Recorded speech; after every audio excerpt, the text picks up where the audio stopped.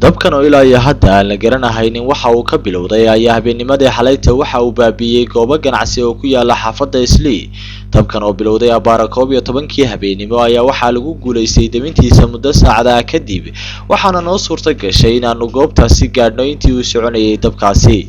xarumaha ganacsiga ee uu dabkani waxyeeleeyay xalayto ayaa waxay ku yaaleen wadada 12 ee xaafadda tani oo inta u dhaxaysa hoteelada Grand Royal iyo Barakaad. dadweynaha ku nool xaafadda tani Islii ayaa iyaguna dhankooda u soo gurmaday sidii ay ula tacaali lahaayeen deminta dabkan qabsaday goobaha ganacsiga inkasta oo goor dambe ay goobtaasi soo gaadheen gaadiidka dabdamiska ee dawladdu.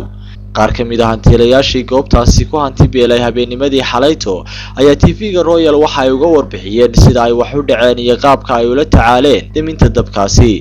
marka aniga oo jooga gurigayga cisho dukaday ayaa la soo wacay mataqaanaa waqti ay 4 saac iyo mataqaanaa 45 daqiiqo ay tahay ka bacdina waan soo gaaray si mataqaanaa dhaqsi baan ku soo gaaray markaan soo gaarina furihii meesha ayaan weynay ka bacdina furihii markuu ila soo gaaray furtii aan dhahnaa mataqaanaa qiiq baan la gali weynay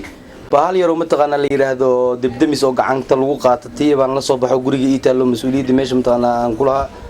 ka bacdi waan ku dimi weyday kuwa kale mataqaanaa shidaalka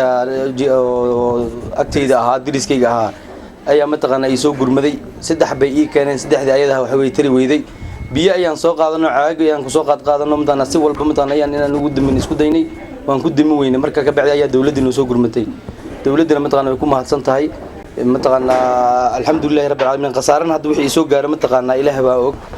dabkan oo si dardar leh ku bilowday markii hore ayaa waxa uu soconayay muddo saacad ah waxaana laga cabsi qabay inuu gaadho xarumaha ganacsiga ee ka agdhowaa goobtaasi uu dabku qabsaday iyadoo goobtaasi ay ku yaaleen kaalmo shidaal oo haddii uu dabkaasi gaadhi lahaa ay ka dhalan lahaayeen khasaaro fara badani.